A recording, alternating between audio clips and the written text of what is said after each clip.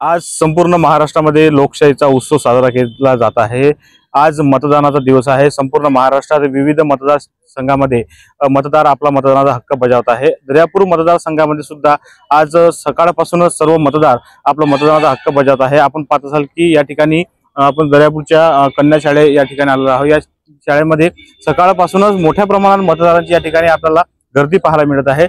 आज 9:30 वाजेपर्यंत मतदान टक्केवारी आपल्या समोर आलेली आहे।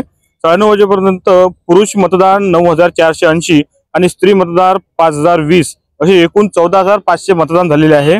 सध्या 9:30 वाजेपर्यंत मतदानाची टक्केवारी 4.70 ही झालेली आहे।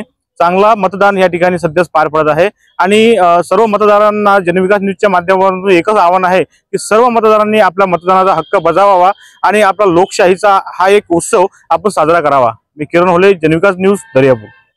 राज्यातील राजकीय घडामोडी व विविध क्षेत्रातील बातम्या पाहण्यासाठी आजच आमच्या जनविकास न्यूज चॅनलला सबस्क्राइब करा।